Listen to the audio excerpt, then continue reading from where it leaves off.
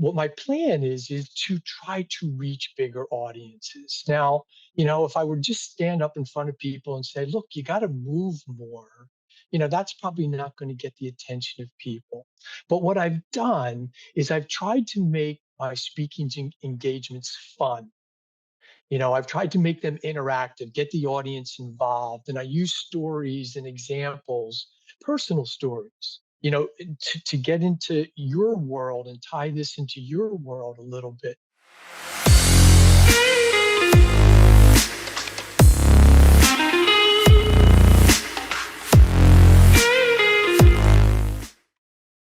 In today's discussion, Mark Murphy engages in a conversation with James Walter, a true hero who's revolutionizing lives through his impactful message on health and healthcare.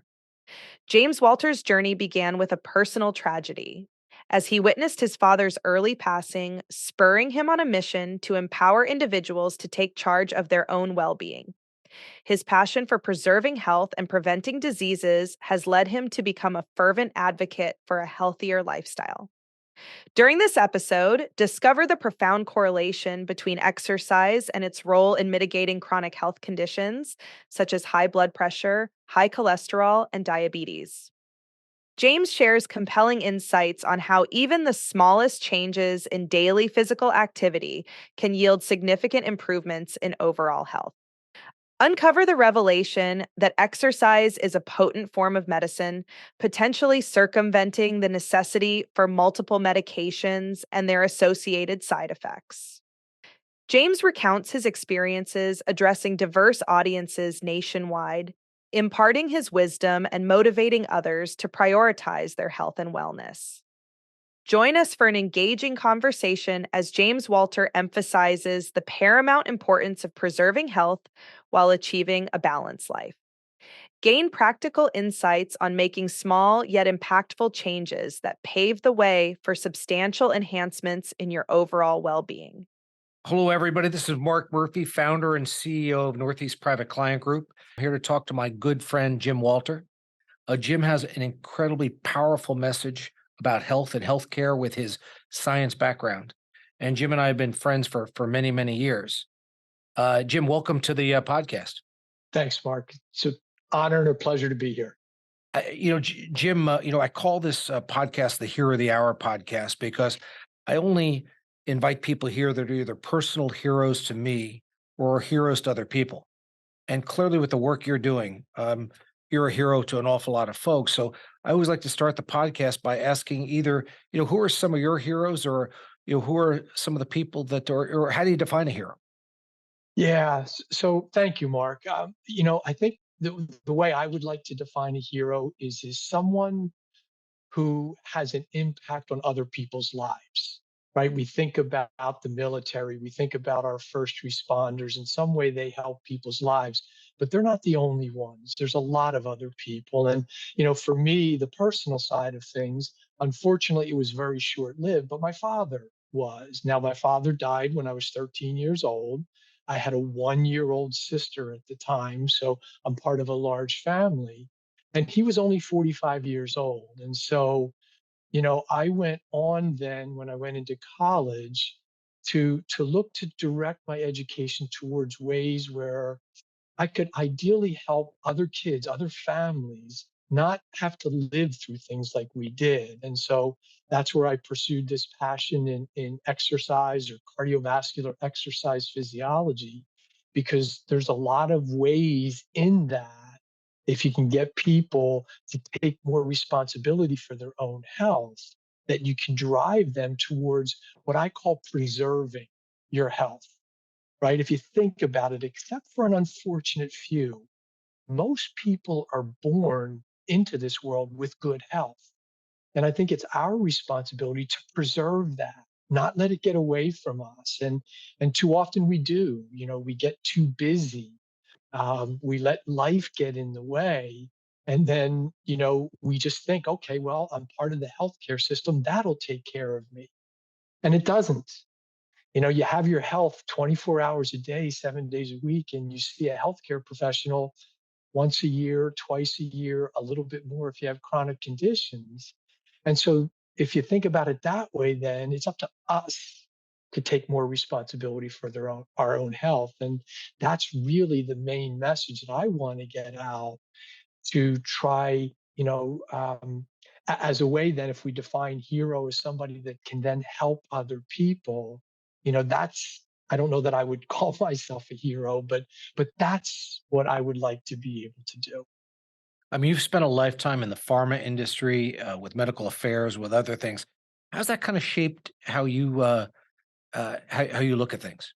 Yeah, no, that's an important question because so I started my career, the first 10 years of my career, I was involved with a preventive and rehabilitative cardiology program, and I loved doing that. I was working directly with the patients who had had severe heart problems, heart attacks, heart failure, heart transplants, and then helping them recover so they could become a functional part of society after such a traumatic event. And then for circumstances, I transitioned into the pharmaceutical world, and that has posed its own uh, challenges in a positive way, its own learning. And but what you learn and what the pharmaceutical company does is provide treatments, most of them that are to deal with the problems and the symptoms that people have. And that's great because there's lots of people who need this kind of attention. But if people looked more to preserve their own health, take more responsibility for it, you could avoid potentially, not absolutely, but potentially the need for drugs. I mean, if you look at our major chronic health issues today, high blood pressure, high cholesterol, diabetes, if you look at the way they're labeled within the medical world, they're all labeled as lifestyle kinds of diseases. And if you had all three of those, you're on at least three different medications. A medication for hypertension doesn't help with your diabetes. So you're on at least three of those. And then, as you probably know, with taking medication comes the potential risk of side effects. So if you look at studies and research, you'll see, and when I give talks to people, I put those chronic conditions up on a slide and I put the classes of medications that are associated with them. But then in the third column, I put something that can have a positive impact on all of them, and that's exercise. So if people are willing, and exercise sometimes is hard. Sometimes it requires time. If you go by the guidance from the Centers for Disease Control and Prevention, they define exercise as 150 minutes of moderate to vigorous physical activity during the week. And for a lot of people, that's hard to find that time. But what I like to try to encourage people to do is just to simply move more, to build more movement into their day. And there are a lot of recent studies that have shown the positive benefits of that in and of itself. And then by moving more, maybe then you'll be able to take a gradual step to then be able to do physical activity. But So to you're go by the way, from so you're saying, Jim, it's not only it's when I first heard this, I thought you were talking about people are so busy they can't find the time. But you're saying people get to a place where because of pain and inertia of no inertia, they just don't have the physical ability to go for a brisk walk or to get on an elliptical machine or go to the gym or that kind of thing. no, no, no, I'm not saying. Well, some people do get to that point, Yeah. right? And so then if we were to ask those people to start next week doing 150 minutes, so let's just say 30 minutes a day, 5 days a week, that would be like asking somebody who's in really good physical shape, me, for example, to go to Nepal next week and climb Mount Everest. I'm not ready for that. And so we ask people then to do 150 minutes, and they're not ready for that. So I'm not going to go to Nepal next week and climb Mount Everest. So people then just don't begin to exercise. But then if they look at their day and they say, well, look, I don't even have time to move. I'm too busy, right? I got to work all day. I come home. I got to take the kids to their sporting events and then come home, help them with their homework, and then off to bed. When am I supposed to move? There is where there's a lot of opportunity. And I'll give you a specific example for that, right? A lot of times we go into things and we place self conceived barriers on them. So you're taking your 11 or 12-year-old to their soccer practice, right? And remember, you're saying, I have no time to be physically active during the day. But then you sit there in your lawn chair at soccer practice and don't do anything. Why? Why? You've got an hour that you can be walking around the field, still watching your child play soccer, baseball, softball, whatever it is. But now you're building that movement into your day and you're not needing to have to find additional time. And there's a lot of examples that I like to give when I talk to people about ways that they can do it because we just place these barriers. And in the presentation I give, I say, have you ever been to a field and seen a sign that says parents are forbidden from walking around the field while their children are practicing? You must sit still in your lawn chair and not move for any reason. You'd never seen a sign like that. But we place those kinds of barriers on ourselves, and therefore we don't have time to move. And that's what we can change. That well, obviously just takes a little bit of intentionality, a little bit of consciousness. One of the things I always like to talk to you about, I know you've presented in front of big and small groups all over the country. Do you want to share any stories, any experiences about all the speaking you've done all over the country? Well, yeah, I mean, I guess probably the thing that was the biggest honor for me, and it wasn't about this topic, but and since we're in graduation season, I guess it's relevant, is that it was a number of years ago, but I was given a Distinguished Alumni Award from the University of Delaware. So I that's where I did my undergraduate and my master's degrees. And so my professor from the University of Delaware was on my dissertation committee, which I did from Temple University. Right. And I did a rather unique study with heart transplant patients years ago when heart transplantation was in its early days and stuff like that.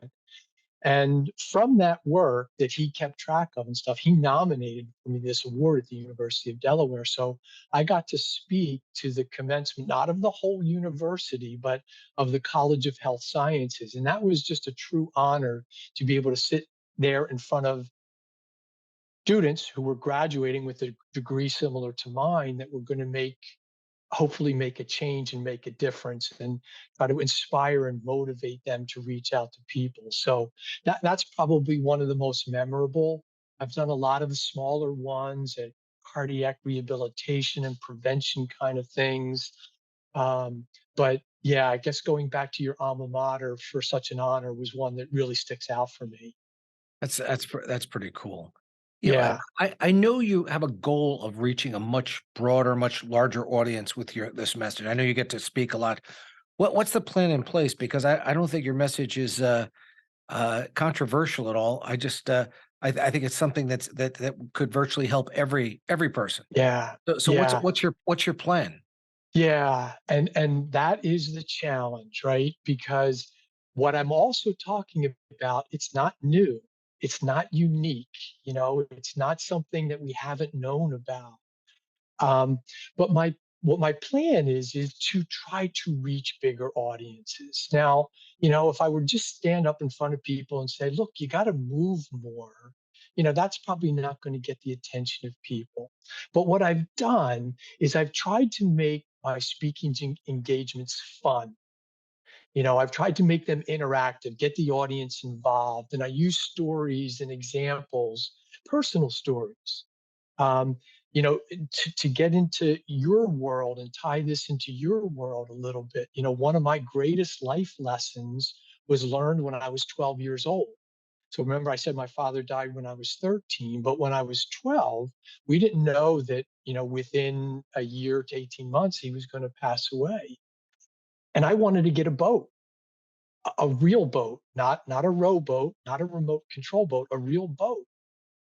And this was a different era at a time when my family had grown up on boats and stuff like that. And so my father said, sure, you can get a boat. You're going to pay for it. So he got a loan for me, and I had to make monthly payments for that boat. But what the message that I learned from that, the story that I learned from that is if you want something, you have to work for it. And the reason I got the boat is because down where I grew up in South Jersey by Atlantic City, what a lot of young men did down in those days is we went out in the bays and we went clamming. to make money. And, you clam the way we did it by walking in the water and trying to feel clams in the mud with your feet. And you'll catch more clams based on how much square footage you cover. Now, I say that because you could go out in the bay and just kind of gradually walk around and take your time. And when you feel a clam, pick it up and stuff like that. Or you can work hard. And the harder you work, the more money you're going to make catching clams. And so yeah, I tell that story because I actually use that story when I speak to people, um, because it sort of primes them for the fact that then here it is a year later and my father's passing away, right? And so, and then why did he pass away? He passed away. He was a small business owner, right? I suppose the fact I didn't give this specific number, but I suppose the fact that raising 8 kids caused a little bit of stress that contributed to his early death. But because of all of his busy day, he was not very physically active. And so that's what has driven me to this message. And that's what I'm trying to get when I get out and speak to people. But again, I try to do it with fun stories, some examples of things that help people to realize that you've got barriers like not seeing that you can walk around the field while your child is practicing, but they don't really exist. They're just put there based on the way other people do things. And those are the kinds of things that I try to break down, when I talk to these audiences. It's funny you've inspired me a little bit because I'm now trying to convince myself. I forget sometimes, but I then get back on the horse. Is every time I get up and go to the bathroom or get a cup of tea or go to somebody else's office, I try to either do 20 deep knee bends or 10 push-ups, just before I leave Yeah. and just figure if I can do that, 8 times a day, I'm a hell of a lot ahead than if I'm just sitting on my backside just talking to you all day. And then again, let's bring the money factor into it, right? We invest money to get that compounding effect, right? And if you do these little things, listen, walking to the bathroom, and I just recently gave a talk, for where I work right now recently. And one of the things I encourage people, the building that we're in is 4 floors high, and our department is on the third floor. And I encourage people, look, use a different bathroom in the building every single time. Don't go to the same one. And if you do that, it's not going to require you to stay later in the day, right? That you're not going to say, oh, okay, I took a minute and a half, and I've counted. For me to use a bathroom, just a close one, but just not the one that's closest to my work area. It's in the next building. It's 175 steps each way. So that's 350. Now, does that 350 steps make a difference in your health? No, it doesn't. But if you do that 2 or 3 times a day, every day of the week, throughout the entire year, you've got that compounding effect that at the end of the year, just by that thing in and of itself, you might have added an additional 30,000 steps to your year. And that's just one thing. If you do a lot of different things, right? When you go out to get if you still get a newspaper, I've used this example and people are telling me, Jim, people don't get newspapers anymore. They read them digitally. If you get a newspaper, and let's say it's delivered on the side of your house, right at the end of your driveway, instead of going out the side door, go out your front door and then walk around the sidewalk.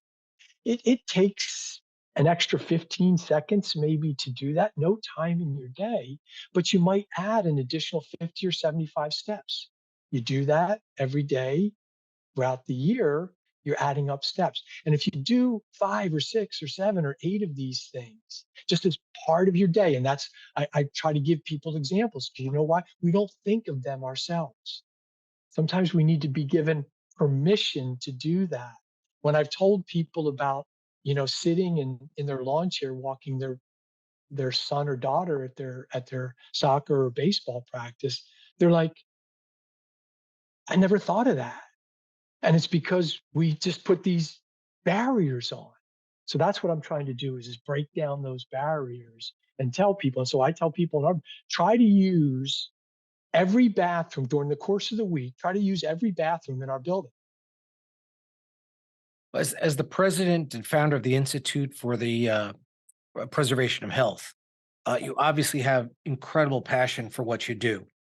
Um, I've always thought that, some people think that there is a trade-off that if you want to create wealth, you have to sacrifice health, or you have to sacrifice purpose, or you have to sacrifice love, or one or the other. Right. And I hear your message is that you can have it all. And sometimes it may get a little out of balance, but if you do things on a consistent basis, you'll get them all in balance, and health being the one that you focus on the most. Well, tell me, Exactly. yeah. Yeah. Yeah. No. And yeah, and you can do it. You can do it. That's my point. You can do this without having to find an additional hour a day to do it. You know, if you use all of these different bathrooms, if you park your car a little bit further, we say the other example, take the steps instead of the elevator. And then somebody says to me, "Well, Jim, I work on the 22nd floor. I'm not walking up 22 flights of stairs." There's the barrier again. Well, how about if you take the elevator to the 20th floor and then get off and walk up 2 flights of stairs and do that for a month and then get off at the 19th floor? And it's like, oh, okay, I guess I can do that. But we just don't think of those on our own, right? But yes, you can have it all. And in fact, you know, I've debated about whether to talk about this in talks because I don't want to give off the wrong message. But if you think about it, um, what is most important? Is it your wealth? Is it your spouse, family, children? Is it your dog or cat? To really stretch and stuff like that. And look, all of those are important. And let everybody have what they want to put as their most important. But what I want to challenge people with is the fact that if you've got that and you haven't taken care of your health for these things that are important to you, you then may become a burden to them when your health deteriorates. If in fact you get to that point. And that's why I've intentionally used the word preservation of health, in the company that I've started, because you've got this gift, you've got it. And so rather than having to rehabilitate it, or corrected by surgery, can we do the best we can just to preserve it? Let me just share with you one thing. It was about 5 or 6 weeks ago. So when I drive, I don't listen too much to music. I listen to a lot to news radio. And here in the Philadelphia area, we've got KYW News Radio. So there's the medical report that's given there. And there was a report just said about 5 weeks ago that said in the 1960s, 5% of our kids and teens were labeled as obese. Today, that number is 20%. And in less than 30 years, by 2050, that number can become 50%. Half of our kids and teens could be obese by 2050. We just simply can't let that happen. Yeah, no, even I see even my kids who are in pretty good physical shape. Um, they still spend too many hours playing Xbox or playing computer games or Yeah. sedentary things that are just not helpful. Um, Yeah. as I said, I think this stuff is really helpful. If people if people want to get a hold of you, they want to talk to you more about these issues. What are some other topics that you're passionate about, or other things that they could that you talk to groups about all the time? Yeah. Um, so the niche that I'm trying to give to people is this concept about building more activity into your day, right? But then I can broaden that. So I look at it this way. So let me give you. I'm a scientist, so I have to give you some data, right? And I just gave you some from the medical report. But in 2020, just 3 years ago, the Mayo Clinic Proceedings, which is a pretty prestigious scientific organization, released some data that by just throughout the day, by just going from sitting to standing, can result in reductions in fasting blood sugar and body fat mass. Now that's not just standing one time. That's just going up and down and not so. Right now, during this thing, I'm sitting here at my standing here at my standing desk talking to you. And by the way, standing all day is not good for you either. So sitting is appropriate in time. So that's what I say is good. Going from sitting to standing, and then just last year in the Journal of the American Medical Association, people who added an additional 2,000 steps per day, up to a total of 10,000. Those that were more active resulted in fewer deaths and heart disease and cancer than those that didn't. And then the final part would be what I already alluded to is exercise. Exercise is arguably the most powerful form of medicine known to mankind.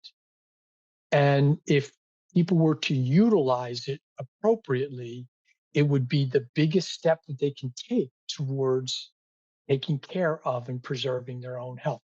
So that's the answer to your question is I can speak to people across a broad spectrum of things that they can do.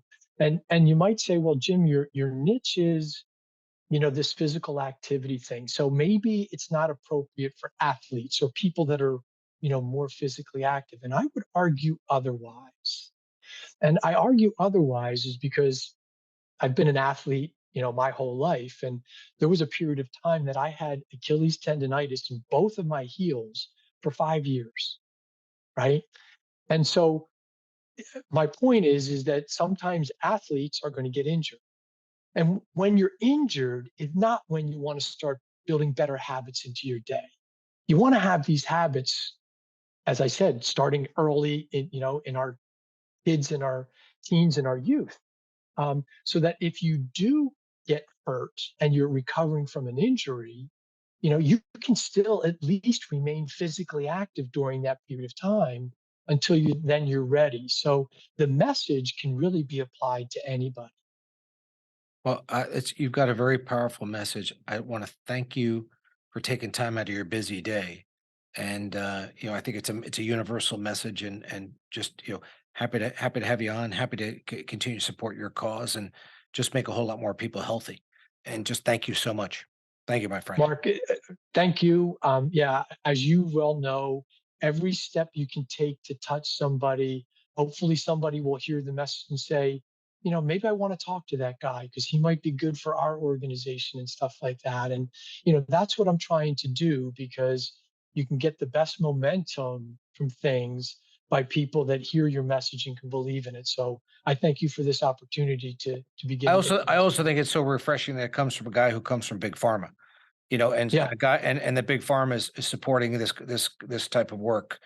And so I think I think that's even that's even as encouraging to me as everything else you talked about.